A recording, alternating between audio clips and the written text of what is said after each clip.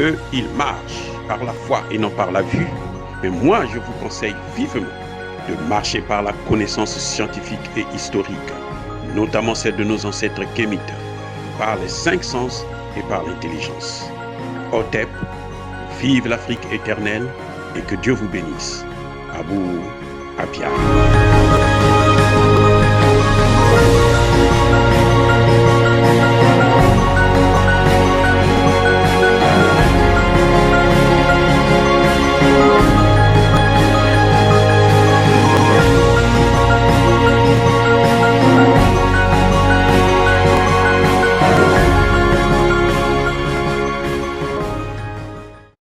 Otep à tous, bienvenue sur la chaîne des panafricanistes par essence, par conviction et par excellence, celle des citoyens qui émitent par nécessité et obligation de combat.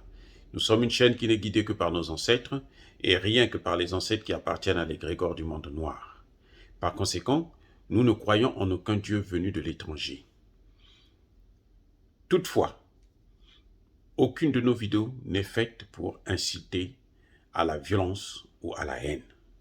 Notre combat est un combat politique, géopolitique et géostratégique. Il s'agit pour nous, dans un langage approprié, de lutter en faveur de la souveraineté, la dignité et l'unité africaine. Ceci dit, aujourd'hui, je vais vous parler de la pandémie de coups d'État en Afrique francophone. Je voulais parler plutôt de coups d'État militaires, parce qu'il y a aussi des coups d'État institutionnels, comme celui d'Alassane Ouattara pour obtenir un troisième mandat, comme celui de Sassou Nguesso pour obtenir un troisième et quatrième mandat, comme celui de Eyadema pour obtenir un énième mandat, comme celui d'Alpha Condé, ainsi de suite. La liste est toujours dans les pays francophones, bien entendu. Là, je parle de coups d'État militaires, où en espace de 5 ans, il y a eu 5 coups d'État. En espace plutôt de 2 ans. Il y a eu en 2020 le premier coup d'État d'Assimi Goïta, qui a renversé Ibeka. Et quelque temps plus tard, il y a eu le coup d'État de militaire, où un Idriss Déby Itno a remplacé un autre Idriss Déby Itno. Ensuite, il y a eu le coup d'État, comme disait Macron, le coup d'État dans le coup d'État, le second coup d'État, au Mali encore, avec Assimi Goïta. Et ensuite, il y a eu le coup d'État en Guinée, avec Doumbouya, qui a fait partir Alpha Condé. Ensuite, il y a eu le dernier, le plus récent, le coup d'État au Burkina Faso, où le président Roch-Marc Kaboré a été, comment dirais-je, évincé. 5. Pourquoi les militaires font autant de coups d'État dans cette région? Alors qu'un pays comme le Mali, par exemple, a connu plus de 30 années de démocratie où il y a eu des successions, des transitions démocratiques réussies. Qu'est-ce qui se passe? Et pourquoi c'est seulement dans la zone francophone? Pourquoi? Il y a quelque chose qui ne va pas. Quand Compaoré est parti, il n'y a pas eu, c'était pas un coup d'État. C'est la population qui s'est soulevée qui a réussi à le faire partir. Et après, a ramené Kaboré par les élections. Pourquoi? Va-t-on dire que l'Afrique n'est pas prête pour la démocratie? Est-ce que c'est vraiment un problème de démocratie? Je ne pense pas. J'ai toujours dit, et je veux le répéter encore, il est impossible de gérer un pays démocratique, un pays souverain, quand il est occupé. Il est impossible, ou plutôt j'allais dire, la démocratie ne fait pas bon ménage avec la colonisation.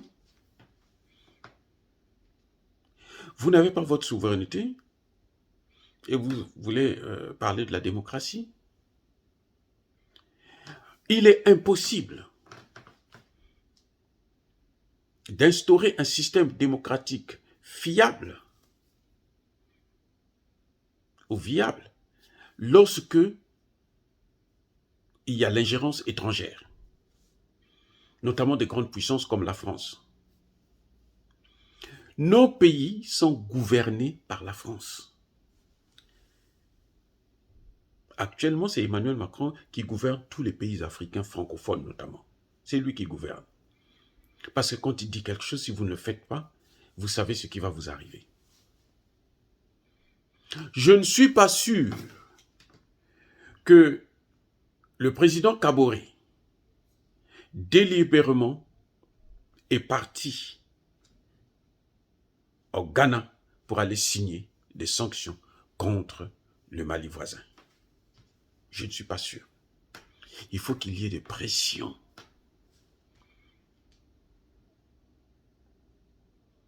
C'est la France. Regardez. Nous savons, aujourd'hui, il y a, c'est maintenant seulement que je me rends compte, qu'il y a une force Barkhane au Burkina Faso. Ce qui est contraire à la Constitution. Personne ne le sait. Les accords n'ont jamais été signés ouvertement et publiés selon la procédure habituelle.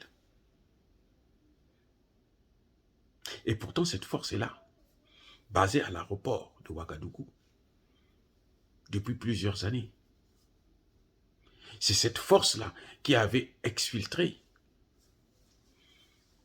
Blaise Compaoré. Le Mali ne parle jamais seul. Aux Nations Unies, on a vu. Quand la France prend une résolution des Nations Unies, la résolution, c'est quand l'ambassadeur du Mali arrive au Conseil de sécurité, qu'il voit une résolution qui est déjà décidée, rédigée et tout, préparée, sans que lui ne soit informé, alors que c'est pour une intervention dans son pays. Ça, c'est une ingérence. Et c'est contraire à la charte des Nations Unies qui dit non-ingérence dans les affaires intérieures d'un État souverain. Je connais ça très bien parce que ça a été le sujet de ma thèse, le droit d'ingérence. Mais la France est toujours ingérée. Les gens parlent d'esprit paternaliste. Non.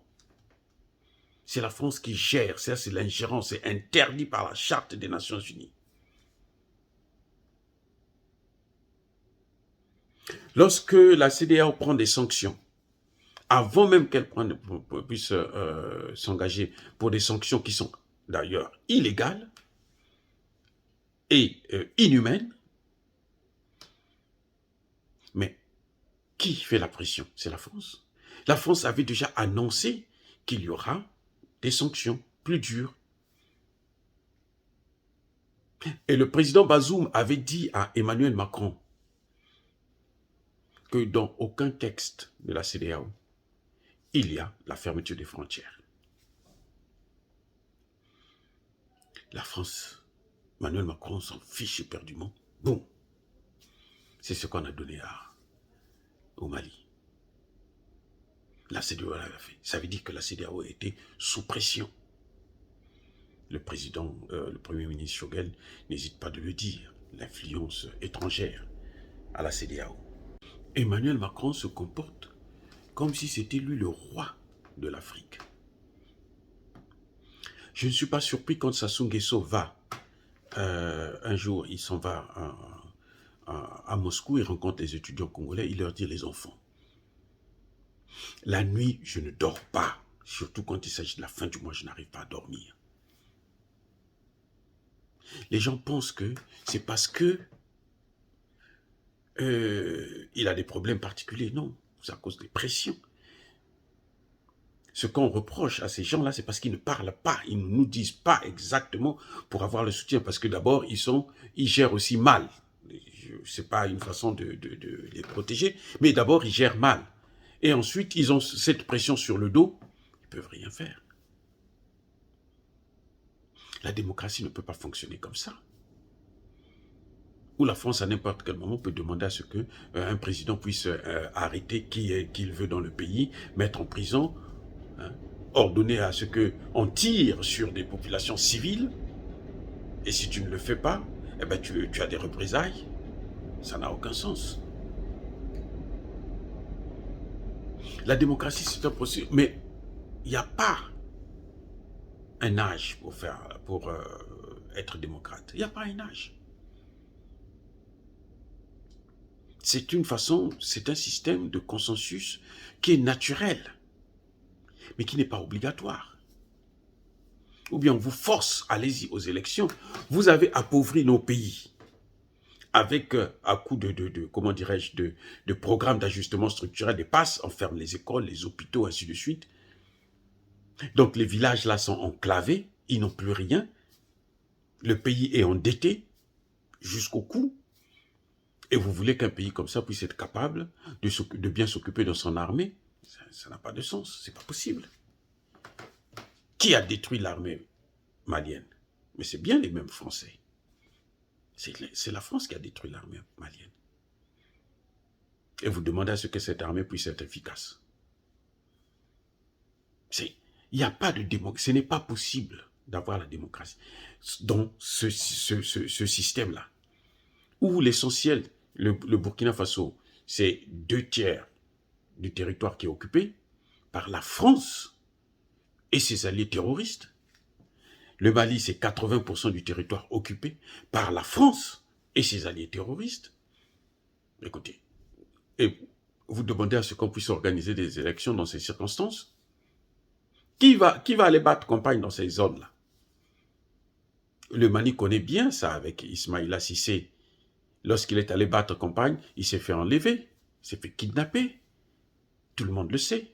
Il est sorti de là malade. Et puis bon, connaissant beaucoup de choses, parce qu'il a quand même rencontré, il a compris maintenant ce qui se passait, et connaissant beaucoup de choses, les Français eux-mêmes l'ont tué. Donc il y a un problème avec nos relations avec la France, qu'il faut revoir. Les accords de défense, les accords monétaires. Il faut tout revoir, il faut tout remettre à plat. Et la France doit changer son comportement vis-à-vis de nos pays. Arrêter avec ces ingérences où nous ne pouvons pas souffler. C'est-à-dire que c'est le président français qui, depuis l'Élysée, gouverne nos pays. C'est impossible d'avoir la démocratie. Et on nous dit, allez-y aux élections. Et quand vous partez pour partir à ces élections, ce n'est pas la France qui finance. Vous devez trouver aussi l'argent pour financer, vous endetter encore plus.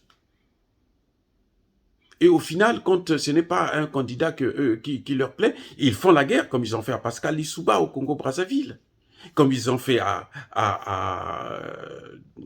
Laurent Gbagbo, il y a une dizaine d'années de cela. C'est quoi ça, cette démocratie à l'occidental? Non. Nous sommes capables d'organiser nos pays, de mettre en place un système démocratique dans nos pays, mais tant qu'il y aura l'ingérence occidentale, alors la démocratie restera un leurre.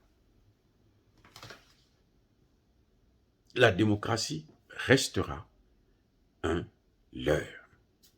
Je le dis, je le précise, yaba kolerve, yama lembe. C'est-à-dire, on n'a pas besoin de se fâcher, nous sommes une force tranquille. Les choses vont se faire dans le calme, j'ai dit.